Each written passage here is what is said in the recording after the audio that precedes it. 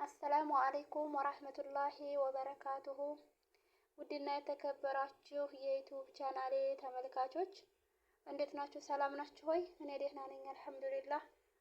በጣም አርጌ አመሰግናለሁ። ሰብስክራይብ የምታደርጉኝ፣ ላይክ የምትሰጡኝ፣ ኮመንት የምታደርጉልኝ እህቶቼ ወንድሞቼ አመሰግናችኋለሁ ሁላችሁንም።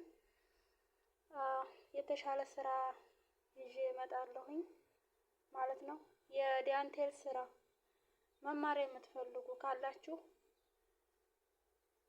ተፈለጋችሁም በውስጥ መስመር ከፈለጋችሁም ደግሞ በዚህ ላይ መማር ትችላላችሁ ማለት ነው። ለመማር አዲስ ጀማሪ ሆናችሁ እንዴት እንደሚሰራ ማወቅ የምትፈልጉ ለመስራት ፍላጎት ያላችሁ ልጆች በዋትስአፕ ወይም በኢሞ ቶሎ ምን እንደሚያስፈልጋችሁ እንዴት እንደምትሰሩ እነግራችኋለሁ ማለት ነው። እኔ የቻልኩትን አሳያችኋለሁ፣ እናንተ ደግሞ ትሞክራላችሁ። ችግር የለም። አንድ ነገር በአንድ ጊዜ አይለመድም፣ ቀስ እየተባለ ነው የሚለመደው። ዋናው ነገር ለስራ ፍላጎት መኖሩ ነው። ፍላጎት ካላችሁ ደግሞ ሁሉ ነገር በእጃችሁ ነው፣ ማድረግ ትችላላችሁ እላለሁኝ። ገዝታችሁ ክሩንም ኪሮሹንም መስራት ትችላላችሁ፣ ቀስ እያላችሁ ማለት ነው። እያበላሻችሁ እንደገና መርሳችሁ እየሰራችሁ ምናምን ስትሉ ትለምዱታላችሁ፣ ይለመዳል ማለት ነው። እና ስሩ፣ ሞክሩት። ማወቅ የምትፈልጉ ልጆች፣ ለማወቅ ፍላጎቱ ያላችሁ ልጆች ተፈለጋችሁ ቶሎ በውስጥ ስልክ ቁጥር አስቀምጥላችኋለሁኝ፣ ኮመንት ላይ ጻፉልኝ፣ እኔ አሳያችኋለሁኝ ማለት ነው እንዴት እንደምትሰሩት። ቀላል ነው፣ መስራት ትችላላችሁ።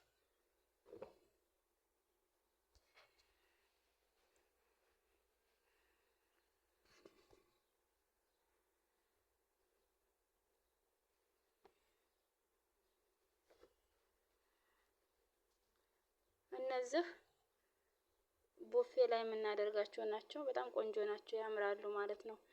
የእንትን የመስታወት ቡፌ ምናምን ካላችሁ ያው አሁን ላይ ኪሽን ካቢኔ ነው መሰለኝ፣ ኪሽን ካቢኔም ቢሆን አለ ዙሮ እዛ ላይ ማድረግ ትችላላችሁ። ውበት ያመጣላችኋል።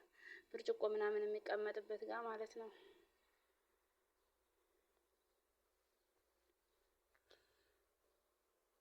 ይቺ ደግሞ ቡና ምናምን የቡና ቁርስ ስታቀርቡ ማንኛውም ነገር ማለት ነው ለበስ ታደርጉታላችሁ። ይቺ አልተጨረሰችም፣ ገና ናት። የእንትን ናት፣ የትሪ ናት፣ ግን አልተጨረሰም ማለት ነው። እና ይህ ደግሞ ብስኩት ቁርጥ ይባላል። የዚህ አሰራር ቀላል ነው፣ መስራት ትችላላችሁ። እኔ ከምንም በላይ ደግሞ ይሄን ነው የምወደው፣ አናናሱን በጣም ነው የምወደው የዚህን አሰራር።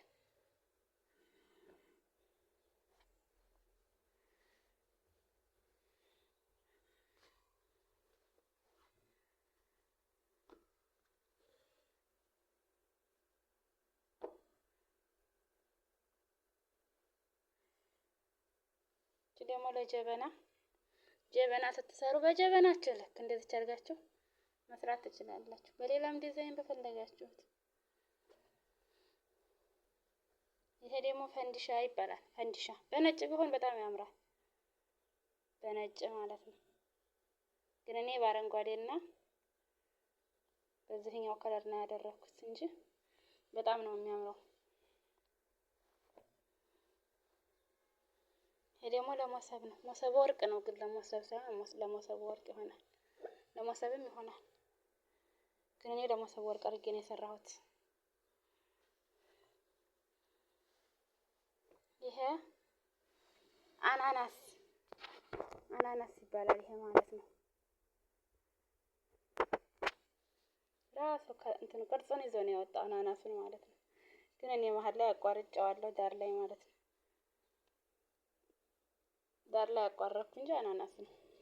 አናናስ አተልቃችሁ መስራት ትችላላችሁ፣ አተንሻችሁ መስራት ትችላላችሁ፣ በፈለጋችሁት ማለት ነው። የተለያየ አትክልቶች አሉ። በማንኛውም አትክልት የካሮት ስር መስራት ትችላላችሁ። የካሮት አሁን በጣም ነው የሚያምረው። ግን የዚህ ሀገርና የኢትዮጵያ ክር ይካበዳል። የዚህ ሀገር በጣም ነው የሚካበደው። ለምሳሌ ኢትዮጵያ ውስጥ የካሮትን ስንሰራ ለካሮት ስናደርገው ማለት ነው ስስ ነው የሚሆነው፣ ዘርዛራ ነው የሚሆነው በጣም ማለት ነው። እዚህ ግን ዘርዛራ አይደለም። ይሄ የሚገርማችሁ ክሩ እኔ በጣም ነው የሚገርመኝ። አይነጭም፣ በዛ ላይ ወፍራም ነው። በቃ ለሹራብ የሚሰራው ክር ነው። የዚህ ሀገር ክር በጣም ይለያል ማለት ነው። ብታጥቡት ለራሱ ኢትዮጵያ ልክ እንደ ልብስ ነው።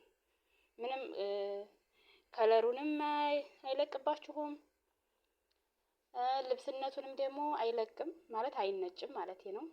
አይነጭም፣ ቆንጆ ሆና ማለት ነው። እና ግዙ። እዚህ ካልተመቻችሁ ደግሞ ኢትዮጵያ ትሰራላችሁ። ያው እዚህ መቼም ያው ተደብቃችሁ ወይም ደግሞ አንዳንድ ጥሩዎች መዲያሞች ካልሆኑ በስተቀር አይሆንም ይሄን ነገር ለመስራት።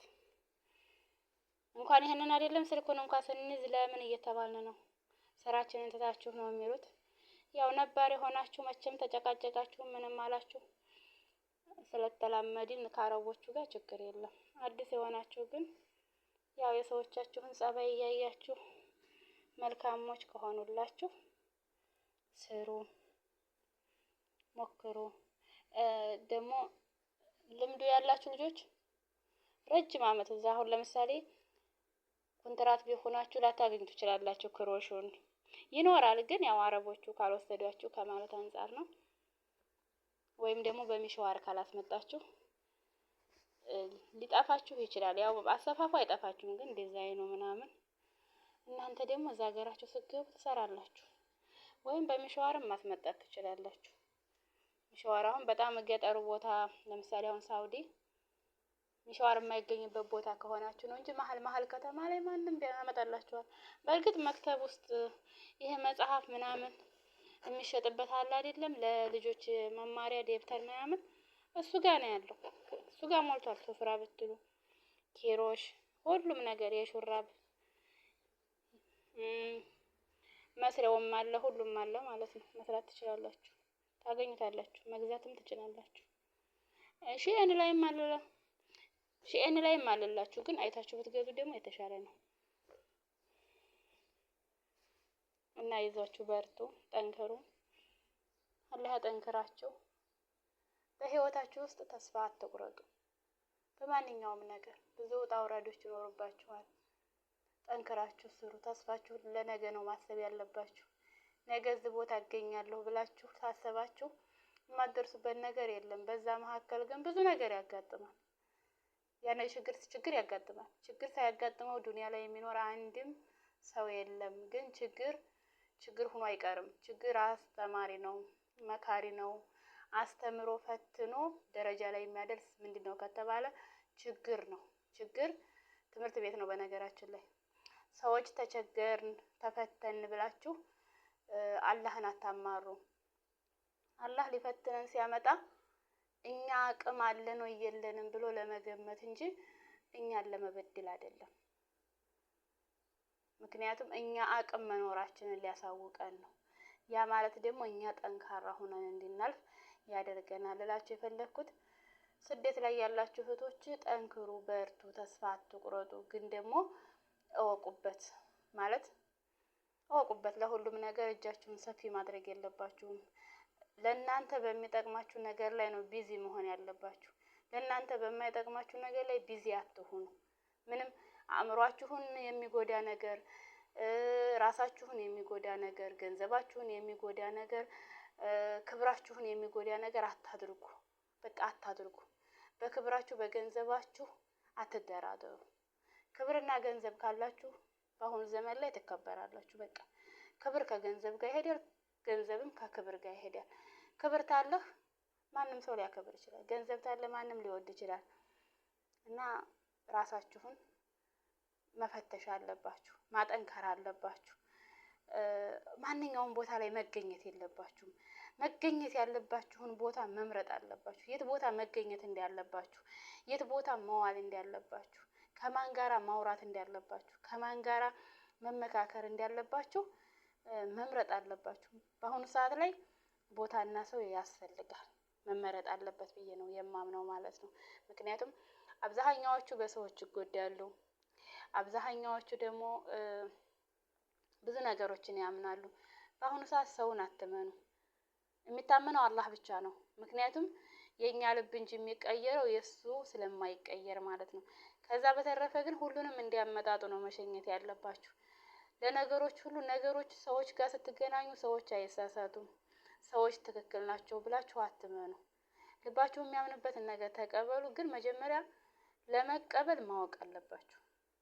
ከማን ምን መውሰድ እንዳለባችሁ፣ ከማን ምን መስማት እንዳለባችሁ። በአሁኑ ሰዓት ላይ ብዙዎቹ የሚያለቅሱት ትልቁ ነገራቸው ምንድነው ከተባለ ሰውን ማመን ነው። በቃ በአሁኑ ሰዓት ላይ የሚታመን ሰው የለም። የምር ነው የምላችሁ። እናትና አባት ተካሶ ሚዲያ ላይ በሚወጣበት ዘመን ላይ ተራ ማለት ጓደኛ፣ ይሄ ጓደኛ አብዛኛው በጓደኛ ነው የሚያለቅሰው። ጓደኛ ሲባል በነገራችን ላይ የወንድ ጓደኛ ለሴት ጓደኛ አይደለም፣ ሴቶች ናቸው። አሁን ላይ ሴቶች በጣም ሀቂቃ ልክ እየጣስን ነው። የምንውልበትን መንገድ የምንውልበትን ቦታ መምረጥ አለብን። ከማን ጋር እንደምንውል እንደምናወራ ራሳችንን መፈተሽ አለብን። ለምን ራሳችን አደጋ ላይ እየጣልን ነው ብዬ ነው የማምነው። ብዙዎቹ የሚጎዱበት መንገድ አብዛኛውን ሰውን ከማመን ነው። ከዛም ደግሞ በተለይ ደግሞ የሴት ጓደኛ የሚባል ነገር፣ ጓደኛ ማለት ያለምንም ምክንያት የምትወድሽ እንጂ በምክንያት ወደሽ በምክንያት የምትሄድ ጓደኛ ካለች ህይወትሽ ውስጥ አታስገቢያት። ሲጀመር በአሁኑ ዘመን ላይ ስልካችሁ ይበቃችኋል። የምር ነው የምለው፣ ስልካችሁ። ከዛ በተረፈ ግን አሉ ደግሞ ምርጥ እህቶች፣ ምርጥ ማለት ነው አላህ የመረጣቸው። እነዛን ለማግኘት ግን አላህ የመረጣቸውን ለማግኘት እናንተ መመረጥ አለባችሁ። ካልተመረጣችሁ አታገኟቸውም። እናንተ እንዴት ነው የምትመረጡት? እናንተ መልካም ሆናችሁ ስትገኙ፣ ጥሩ ሆናችሁ ስትገኙ መልካሞች ይመጡላችኋል። ያለበለዚያ በአሁኑ ሰዓት ላይ ሁሉም የዘራውን ነው የሚያጭደው። መልካም ካልሆናችሁ መልካሞች አይመጡም። በቃ መጥፎ ከሆናችሁ መጥፎዎች ይመጣሉ። ስለዚህ ሁላችንም የምንውልበትን መፈተሽ አለብን። ከዛ በተረፈ ራሳችንን ለስራ ዝግጁ ማድረግ፣ ለማወቅ ዝግጁ ማድረግ፣ አላማ ላይ ለመድረስ ዝግጁ ማድረግ። የሰው ልጅ በህይወት እስካለ ድረስ ተስፋ መቁረጥ የለበትም። በቃ ከአእምሯችን ላይ ማስወገድ ያለብን ነገር ምንድነው? ተስፋ መቁረጥ የሚባል ነገር የለም። የሰው ልጅ ተስፋ የሚቆርጠው በቃ እዚች ዱንያ ላይ የመኖሩ ትንፋሹ ከተቋረጠች በኋላ ነው።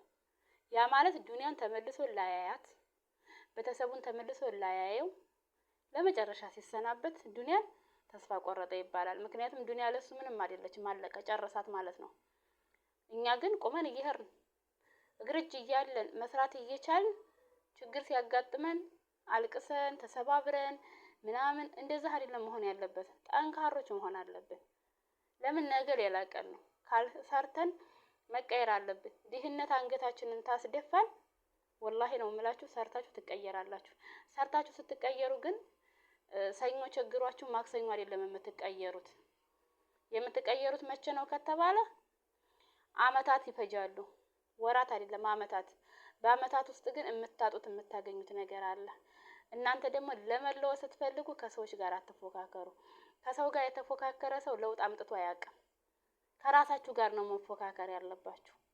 ስታጠፉም ራሳችሁን መውቀስ፣ ስታገኙም ራሳችሁን መምከር ነው ያለባችሁ። ሁልጊዜ በራሳችሁ መተማመን አለባችሁ። ሰዎች በህይወታችሁ ውስጥ የሚያስፈልጓችሁ 5% ነው። 95% ግን በራሳችሁ መሆን አለበት። በራሳችሁ ማለት ነው። ምክንያቱም በራሳችሁ ወስናችሁ የሰራችሁት ስራ መቼም አትጸጸቱበትም እላለሁኝ። አብሽሩልኝ፣ በርቱ፣ ሰላማችሁ ብዝት ይበልልኝ።